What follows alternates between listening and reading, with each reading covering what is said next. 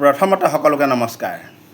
ইতিমধ্যে হিমন্ত বিশ্ব শৰ্মা চৰকাৰে বিভিন্ন স্থানত ধুবুৰীৰ বিলাসীপাৰাত, গোৱালপাৰাত, লখিমপুৰত বিভিন্ন স্থানত যি উচ্ছেদ চলাইছে, উচ্ছেদ চলাই ঘৰ দুৱাৰ ভাঙি খাস্তাং কৰিছে। গতিকে এই উচ্ছেদে কাক লাভ কৰিব আৰু কাক ক্ষতি কৰিব, এই উচ্ছেদে কাক লোকচান কৰিব বা কাক লাভ কৰিব, আপোনালোকে চাওক। এই উচ্ছেদে লাভ কৰিব হিমন্ত বিশ্ব শৰ্মাৰ চৰকাৰক, আমাৰ অসমৰ জনসাধাৰণক, অসমৰ ৰাইজক কোনো ক্ষেত্ৰতেই লাভ নকৰে, বৰঞ্চ খুব লোকচান কৰিব। কেনেদৰে লোকচান কৰিব আৰু কেনেদৰে কাক লাভ কৰিব, মই সেই কথা কৈ আছোঁ। এই বিনিময়ত ইতিমধ্যে হিমন্ত বিশ্ব শৰ্মাৰ চৰকাৰে অসমৰ বিভিন্ন স্থানত যিদৰে উচ্ছেদ চলাইছে, এই উচ্ছেদত এটা শব্দ কোৱা হৈছে যে বাংলাদেশীসকলক উচ্ছেদ চলাইছোঁ। বাংলাদেশীসকলক উচ্ছেদ চলাইছোঁ বুলি যেতিয়াই ক'ব, ইয়াত এটা ৰাজনীতি কৰা হৈছে। ৰাজনীতি কৰাৰ লগে লগে আমাৰ অসমৰ মানুহে ভাবিছে, অসমৰ একাংশ মানুহে, সকলোৱে নহয়, কিছু লোকেতো বুজি পাইছে, একাংশ লোকে ভাবিছে যে বাংলাদেশীক আৰু বিজেপি চৰকাৰে হিমন্ত বিশ্ব শৰ্মাই বৰ ডাঙৰ কাম কৰিছে, কোনো চৰকাৰে নকৰা কাম কৰি দিছে। বাংলাদেশীসকলে বহু অসমৰ বিভিন্ন যথেষ্ট মাটি দখল কৰি আছিলে আৰু তেখেতলোকক এভেকশ্যন কৰিছে আৰু তেখেতলোকক খেদি দিব, আমাৰ এইটো ডাঙৰ এটা লাভ হৈছে। তেনেদৰে ভাবি পেলাই বিজেপিক সেইসকলে ভোট দিব, বিজেপিক সমৰ্থন কৰিব। গতিকে বিজেপিক প্ৰথমটো হিমন্ত বিশ্ব শৰ্মাৰ চৰকাৰৰ প্ৰথমটো লাভ এইটো হৈছে। দ্বিতীয়টো লাভ কি হ'ব? এতিয়া যিসকলক উচ্ছেদ কৰি কিছুমান জেগা খালী কৰি দিছে, এই খালী জেগাবিলাকত কি কৰিব? কিছুমান জেগাত অনা অসমীয়া বহিৰাগত বনিয়াক, বেপাৰীক এই মাটিবিলাক লিজত দি দিব, বিক্ৰী কৰি দিব, লাখ লাখ কোটি কোটি টকাত বিক্ৰী কৰিব। সেই লাখ লাখ কোটি কোটি টকা কি কৰিব? হিমন্ত বিশ্ব শৰ্মা চৰকাৰে ল'ব আৰু এই টকাবিলাক এই ভুৱা আঁচনি বনাই পেলাই জনসাধাৰণৰ মাজত মেলি দিব, যাৰ জৰিয়তে তেওঁলোকে কোটি কোটি টকা লুণ্ঠন কৰিব, ব্যক্তিগতভাৱে লুণ্ঠন কৰিব। প্ৰয়োজন হ'লে আগন্তুক বিধানসভা নিৰ্বাচন আহি আছে, সেই বিধানসভা নিৰ্বাচনত তেওঁলোকে অপচয় কৰিব। গতিকে এই ক্ষেত্ৰত বিজেপি দলৰ যথেষ্ট লাভ হৈছে। তেওঁলোকে এটা অপপ্ৰচাৰ চলাই দিছে যে বাংলাদেশীসকলক আমি উচ্ছেদ কৰিছোঁ আৰু তেওঁলোকক খেদি দিছোঁ। একেবাৰে খেদা নাই। এতিয়া লোকচান কেনেকৈ হৈছে চাওক, যে বাংলাদেশীক হিমন্ত বিশ্ব শৰ্মা চৰকাৰে, বৰ্তমান হিমন্ত বিশ্ব শৰ্মা নেতৃত্বাধীন অসমৰ বিজেপি চৰকাৰখনে বাংলাদেশীক খেদিছোকে উচ্ছেদ কৰিছে, কিন্তু বাংলাদেশীসকলক খেদা নাই।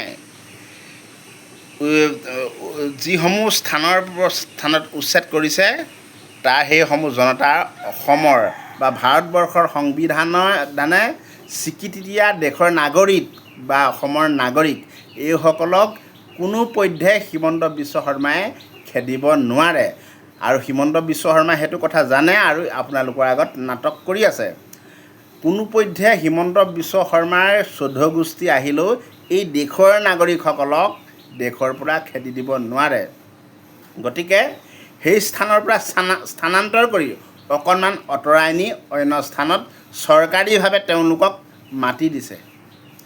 চৰকাৰীভাৱে মাটি ভূমি দি ঘৰ বাৰী বনাবৰ কাৰণে মাটি দি পেলাই আকৌ টকা পইচা দিছে, তেওঁলোকক অৰ্থনৈতিক সাহাৰ্য দিছে। তেতিয়াহ'লে চিন্তা কৰক, প্ৰথমতে বাংলাদেশী বুলি কৈ পেলাই আমাক ঠগি দিলে।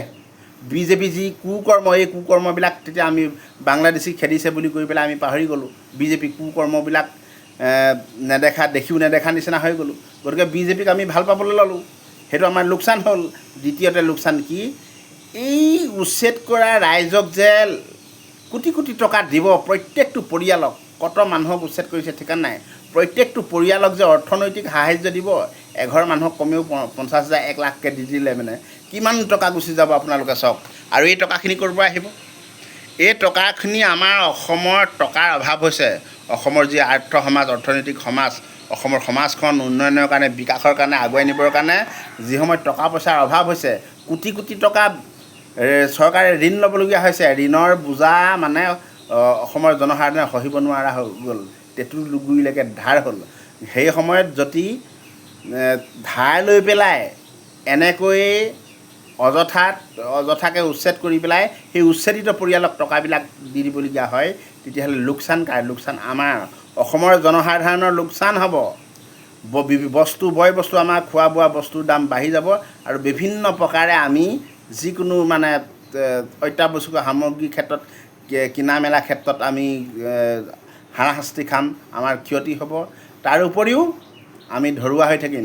ধৰুৱা হৈ গ'লে উন্নয়নৰ ক্ষেত্ৰত বিকাশৰ ক্ষেত্ৰত আমি আগবাঢ়ি যাব নোৱাৰিম। গতিকে আমাৰ লোকচান যথেষ্ট। এতিয়া কথা হ'ল এনেকুৱাই এটা আমাৰ আগত মিছা কথা কৈ দিছে যে বাংলাদেশী। এতিয়া প্ৰশ্ন হৈছে যদি বাংলাদেশী তোমালোকে যদি বাংলাদেশীক উচ্ছেদ কৰিছিলা, তোমালোকে উচ্ছেদ কৰি কিয় অসমৰ পৰা বাহিৰ কৰি নিদিছিলা? কিয় বাংলাদেশলৈ পঠাই নিদিছিলা? বাংলাদেশীক এভেকশ্যন যদিহে বাংলাদেশী, সেই বাংলাদেশীসকলক উচ্ছেদ কৰি আকৌ তোমালোকে অন্য ঠাইত গৈ কিয় ভূমি দিলা? আকৌ কিয় টকা পইচা দিব ধৰিছা? গতিকে হিমন্ত বিশ্ব শৰ্মাৰ যি বৰ্তমান শাসনাধিষ্ঠিত বা হিমন্ত বিশ্ব শৰ্মা নেতৃত্বাধীন বিজেপি চৰকাৰখনৰ যি মিথ্যাচাৰ, কুকৰ্ম, এই কুকৰ্মবোৰৰ বিৰুদ্ধে, এই সৰ্বনাশী সিদ্ধান্তবোৰৰ বিৰুদ্ধে আমি সকলো ৰাইজে জাগ্ৰত হ'ব লাগে আৰু এওঁলোকক বুজিবলৈ চেষ্টা কৰিব লাগে। এওঁলোকে কোৱা প্ৰতিটো কথা আমি সভ্যই দিব নালাগে।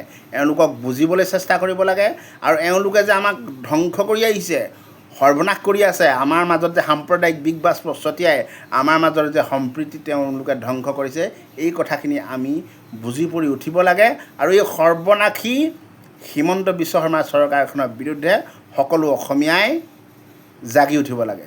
ধন্যবাদ। জয় আই অসম।